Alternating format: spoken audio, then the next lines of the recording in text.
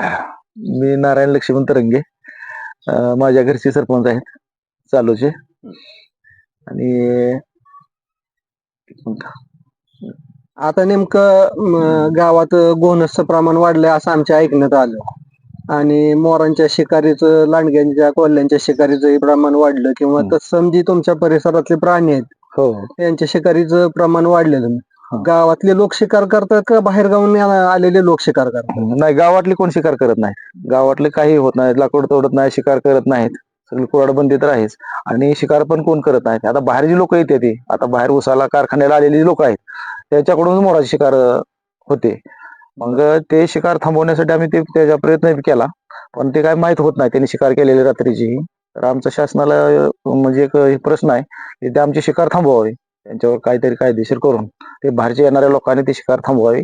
आम्हाला तेच आमचा म्हणजे गावात एवढा. आणि दुसरा विषय म्हणजे गोनस. हा गोनस प्रमाण आमच्या गावामध्ये जास्त प्रमाणात वाढलंय. ते कसं वाढलंय तर बाहेर शेजार पाजारचे गाव जे आहेत ते सर्प मित्र आहेत ते काय करतात, तिकडचे सर्प पकडते ती आणि आमच्या फॉरेस्टमध्ये आणून सोडतात. त्याच्यामुळे आम्हाला त्याचा त्रास उपद्रव जास्त व्हायला लागला. म्हणजे आजूबाजूच्या गावात जर साप निघाला हा तर जंगल तुमच्या गावाकडे आहे म्हणून तिकडचे लोक तुमच्या इकडे साप आणून हा सोडतात. आमच्या गावात जंगलचं प्रमाण जास्त आहे. 6.5 हेक्टर आमचं 650 हेक्टर आमचं जंगल आहे, फॉरेस्ट खात्याचं क्षेत्र आहे.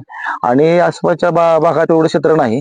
त्यामुळे कुठं जर त्यांना सर्प मित्रांना ते साप भेटला तर आमच्या फॉरेस्टमध्ये ते आणून सोडतात आणि त्याचा त्रास आम्हाला जास्त प्रमाणात व्हायला लागला. कोणत्या कोणत्या प्रकारचे साप आहेत तिथं? आता इथं म्हणजे विषारीमध्ये प्रथम नाग आहे, आणि त्याच्यानंतर गोनस आणि मण्यार, आणि बाकीचे तर आहेतच साप.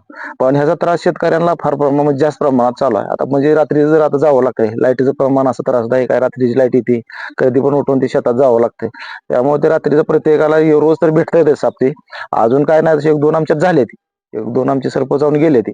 पण अजून काय असं जास्ती काही नाही, पण त्याचं प्रमाण जास्त वाढायला लागलंय आणि त्याची लोक म्हणजे त्याची संख्या पण जास्त वाढायला लागली. मोरांची जर शिकार थांबली तर सापांचं प्रमाण आपोआप आटोक्यात येईल हा, असं आता मग तेच आमचा विषय आहे की आता सर्प तर आहेत, त्याच्यावर दुसरं आपण काय करू शकत नाही. पण मोराचं जे शिकार चालू आहे ते पूर्णपणे थांबण्यात यावे. गाव तर त्याला सगळं सहकार्य करतंय, पण गावातून तर कुठे शिकार होत नाही. पण बाहेरचे जे येणारे लोक आहेत ते शिकार करून कारखाना बंद असलेल्या दिवसांमध्ये कोण शिकार करतो? नाही, त्यावेळेस होतच नाही शिकार. फक्त कारखान्याच्या कारखान्याचे ज्यावेळेस कारखाने चालू होतात त्यावेळेस लोक बाहेरचे येतात आणि ते शिकार मग जास्त प्रमाणात आमच्या मोरांची होते. बाकीचे काय अनेक प्राणी आहेत, ते पक्षी आहेत, त्यांची शिकार होते. ससे, गोरपड आहे, त्याची शिकार ही बाहेरचे लोक येऊन शिकार करतात. त्याच्यामुळे तेवढाच आमच्या गावाला मोठा विषय आहे. तर त्याच्यावर शासनाने काहीतरी आता काय करावं, फॉरेस्टनं काय करावं यावर? फॉरेस्टने त्याच्यावर काही त्यांच्या जे त्यांना योग्य वाटतंय ते त्यांनी निर्णय घ्यावा. ही शिकार थांबली पाहिजे, त्याच्यावर कॅमेरे बसवावे, ते अजून काय त्याला कंपाऊंड मारावं, वॉल कंपाऊंड त्याचं काय असेल ते करावं, किंवा त्या लोकांना काहीतरी म्हणजे शिक्षा झाली पाहिजे बाहेरच्या येणाऱ्या लोकांना, म्हणजे शिकार थांबली पाहिजे. आता हे मोर फॉरेस्ट बरोबर तुमच्या शेतांमध्ये सुद्धा हो, भरपूर आहेत. मग तिथं काय करू शकतो? हा, तिथं शेतकरी आमचं लक्षच असते त्याच्यावर, कारण ती मोर आमची एवढे जवळ झाले ना, ती मोर आमच्या भोवतानी फिरतात. ती मोर जर आली ना तर आमच्या शेतकऱ्याच्या भोवतानी ती फिरते. शेतकरी त्याला कोणी काय दगड मारत नाही, काय नाही. कुठली पिकं खाल्ली तर त्याला कोण काय त्रास देत नाही, कारण त्याची आम्हाला गरज आहे. त्यामुळे त्या मोरांना कोणी शेतकरी त्रास देत नाही, गावातली पण कोण नाही. गावाचं पण मोठ्या प्रमाणात सहकार्य आहे त्याला, कोणीच गावातले त्याची शिकार करत नाही. आम्ही बऱ्याच वेळा ऐकून आहे की मध्ये जर सर्पदंश वगैरे झाला तर त्या व्यक्तीला दवाखान्यात नेलं जात नाही, त्याचा गावातल्या गावातच उपाय केला जातो. हो, काय आहे? हो, तो एक महत्वाचा विषय आहे की आमच्या गावाची एक परंपरा आहे. आमचं एक ग्रामदैवत सिद्धनाथ हा एक आमचं सर्वांचं श्रद्धास्थान आहे, ग्रामदैवत आहे. तिथं आम्ही तर आता आमचं वय आता लांब 55 वर गेलं. आमचे वडील असतील, आजोबा असतील, त्यांच्यापासून आमच्या गावात अजून एकही असा मृत्यू झालेला नाही सर्प चावून, विषारी साप चावलेत. आता लोकांचा विश्वास बसेल नाही बसेल हा विषय वेगळा, पण कुठलाही एवढा विषारी साप आहेत ना त्यातला प्रत्येक सर्प चावलेले आहेत. प्रत्येकाला गोंड चावलेला आहे, नाग चावलेला आहे, मण्यार चावलेला आहे. पण आमच्या देवाचं एक एवढं वैशिष्ट्य आहे की त्याच्या मंदिरात जर गेलो आपण ते सर्प चावलेलं पेशंट घेऊन, आणि तिथं ते झाड आहे देवाचं, त्या लिंबाचा जर पाला आपण त्याला कुठून पाजला, त्याला एकदम त्याचा रस करून पाजला, 2-4 चक्रा मारल्या मंदिराला, चक्रा मारल्या, त्याला फेऱ्या घातल्या आणि त्याच्या उलट्या होत्या. त्या उलट्या झाल्यानंतर त्याचं पूर्णपणे विष बाहेर पडतं आणि ते माणूस एकदम हॅसा होतो, नॉर्मल. बाहेरच्या आजूबाजूच्या गावातले पण लोक हो, आसपासचे पण बाहेर गावची लोक आहेत, ते दिवसाला आलेली लोक आहेत, ते आता दिवस तोडते, ती कामगार आहेत, ती आसपासची गावातील लिंबगाव असेल, चांदापुरी असेल, गोरवाडे असेल, झंजेवाडे असेल, मोठेवाडे असेल, या गावातले लोक येते ती. त्यांना जर सर्प चावला तरी गावात येऊन त्या 100% मंदिरात फरक निराकरण 100% निराकरण होऊन जातं, 100% फरक पडतो. ह्याला जे आता हे व्हिडिओ कोणी बघतील ते लोक म्हणतील ही अंधश्रद्धा आहे. हा, आता ते तर तो विषय आहेच. आता हे लोक म्हणणार हे विश्वास ठेवणार नाहीत, पण आम्ही तर सांगतोय ठामपणे. पण आमचे वडील पण ते सांगत होते, आजोबा पण ते सांगत होते, आणि गावातले कुठल्याही माणसाला विचारा, आता हे लोकांना पटणार नाही. माझा पहिलाच विषय आहे की अंधश्रद्धा आहे म्हणणार, पण त्यांनी येऊन इथं अनुभव घ्यावा. सर नाव काय आपलं? शशिकांत दादा साळवे, काय पद आहे आपल्याकडे? माझे उपसरपंच. माजी उपसरपंच. हम्म. आता कोणत्या गावाचा आपण माजी उपसरपंच आहात? तरंगफळ. तरंगफळ. हम्म. आता सध्या आपल्या या ठिकाणी किती वन विभागाचं किती क्षेत्र आहे? 650 हेक्टर. 650 हेक्टर. लागवडीखाली आहे का? आहे 99%. तर त्या ठिकाणी ग्रामस्थांकडनं झाडतोड वगैरे केली जाते का? नाही, आता बंद केली आहे. कुऱ्हाड बंद केली आहे बऱ्यापैकी. हा, पूर्ण बंद केली कुऱ्हाड बंद. म्हणजे असं झाडी बीड काय तोडायचं नाही, असं गावकऱ्यांनी सगळ्यांनी मिळून निर्णय घेतला आहे. कुठल्या कुठल्या जातीची झाडं लावली तिथं वन विभागाने? तसं पिपळ आहे, वड आहे, लिंब आहे, परत खैर आहे, असे अनेक प्रकारचे. परत गवत आहे. असं फॉरेस्टच्या जंगलामध्ये काय प्राणी वगैरे आहेत की, लांडगा आहे, हरण आहे, मोर आहे, कोल्हा आहे, असं बरंच प्राणी आहे. कुऱ्हाड बंदी केली म्हणजे नेमकं काय केलंय तुम्ही? झाडं तोडायची नाही. ती वन विभागाकडून गॅस लोकांना मिळवून दिलं, आणि बऱ्यापैकी गॅसचं गावामध्येच ही आहे ना. वन विभागाकडून गॅस मिळवून दिला हा, ती भेटले की लोकांना, काही लोकांना. काय स्कीम होती का? हा, स्कीम होती. कुऱ्हाड बंदीसाठीच ते ही झालेला विषय होता की गोरगरिबांना वन विभागाकडून गॅस. त्यामध्ये ज्यांच्याकडे गॅस नाही ते त्यांना. लोकं इंधनासाठी झाडं तोडत होती. हो. गॅस आल्यामुळे तुम्ही सगळ्यांनी आता झाडं तोडायची. बंद झाला, पूर्ण बंद झाला. हे गावानं केलेला ठराव आहे. हा, गावानं केलेला ठराव आहे. बाहेर गावची काही नागरिक या ठिकाणी झाड तोडीसाठी येतात का? नाही, फक्त बाहेरगावची कोण शिकारीवाली हे तेच. पाण्याला काय झालं, आता शेतकऱ्यांच्या क्षेत्रात जास्त पाणी खोल समतल चर की जो शिरपूर पॅटर्न म्हणून राबवला होता अमरीश पटेल आणि सुरेश खानापूरकर म्हणून तिकडं. तर तो पॅटर्न आमच्या इथं रावला, आणि उताराला आडवेत 1 मीटर खोलीचे 1 मीटर रुंदीचे चर खाणले. रात्रभर किती पाऊस झाला तरी दिवसभर ते पाणी त्या चरात मुरणार. पुन्हा दुसऱ्या दिवशी पाऊस पडला तर पुन्हा पाणी ते येणार. म्हणजे असं अंडरग्राऊंड वॉटर हे जे संकल्पना होती त्यावेळेचे वन अधिकारी म्हणून बॅनर्जी फार त्यांनी ते संकल्पना, तर ते आमचा प्रयोग पूर्ण यशस्वी झालेला आहे. म्हणजे असं म्हणा की आता तुमच्या गावाचा एक नवीन पॅटर्न तयार झालाय. हा, वादच नाही. फार पूर्वी तो आपल्या पोपटराव पवारांच्या गावाला तो प्रयोग केला होता. त्यानंतर सोलापूर जिल्ह्यात तरी फक्त आमच्या तरंगफळ गावातच तो, आणि ते वन अधिकारी सुभाष बडवे साहेब शेख म्हणून एक रेंज आरएफ होते, रेंज ऑफिस, त्यांनी ते सगळं नियोजन केलं होतं. जलयुक्त शिवारच्या योजना तुमच्याकडे चांगल्या प्रकारे एक नंबर त्या, एक नंबर. फॉरेस्ट म्हटलं की फॉरेस्ट आणि ज्या ठिकाणी फॉरेस्ट आहे ते गावकरी हा, यांच्यामध्ये ताणतणावाचं वातावरण कायम असतंय. हो, परंतु आपल्या गावाचं हो. आणि वन विभाग हो. हे नातं कसं आहे? हा, तर आमचं गाव पूर्वीची ओळख आमची मेंढपाळांचं गाव म्हणूनच अशी होती. पण दरम्यान मग आमचे त्यांचे असे संघर्ष व्हायला बघायचे.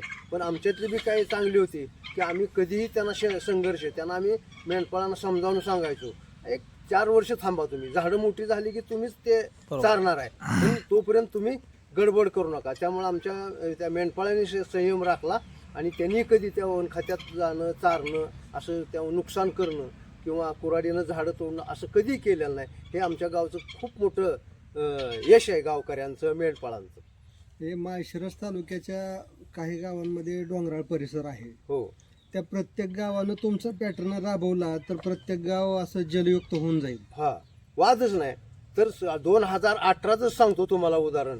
त्या वर्षी सांगलीवरून लातूरला पिण्याचं पाणी रेल्वेनं नेलं होतं, आणि त्यावेळेला माझं एक नातेवाईकांच्या भेटीला म्हणून मी गेलो होतो असं मान तालुक्यातनं.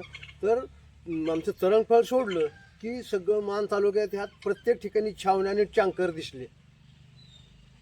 पण माझ्या गावाला अगदी माळरान असून सुद्धा टँकर आणि चारा छावणीची गरज बसली नाही. हे मी अगोदर तुकाराम मुंडे साहेब असताना त्यांना पत्र पाठवून कळवलं होतं की एक हा जो पॅटर्न झाला आहे, म्हणजे त्याच्या अगोदर गेडाम साहेबांच्या काळात एक पॅटर्न तयार झाला होता.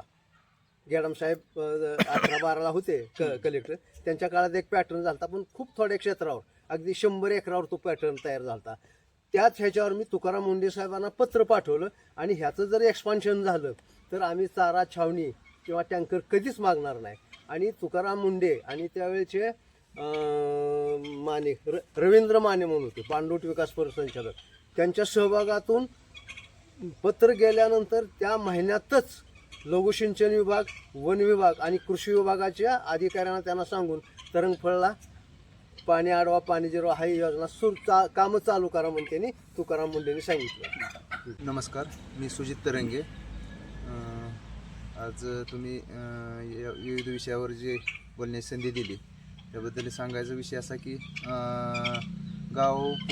तरंगफळ गाव हे पूर्ण दुष्काळग्रस्त होते आणि दुष्काळग्रस्त असल्यामुळे अनेक म्हणजे शेती असून सुद्धा त्याचं पाणी नसल्यामुळं उपयोग नव्हता.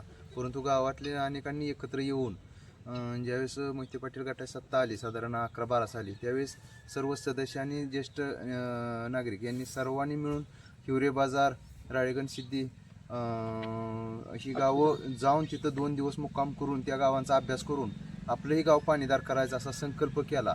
आणि त्याच संकल्पनेतून तरंगफळमध्ये शेतकऱ्यांचं जे रिकामं क्षेत्र आहे त्यात जलसंधारणाची कामं करणे आणि वन विभागाचं रिकामं क्षेत्र आहे त्या ठिकाणी कामं करणे अशा गोष्टींना प्राधान्य देऊन गावचा ओढा आहे त्याच्यावर सिमेंट बांधारे करणे, जुने पाझर तलाव आहे त्याची गळती कमी करणे असे सर्व उपक्रम राबवून तरंगफळा पाणीदार करण्याचं स्वप्न साकार केलं.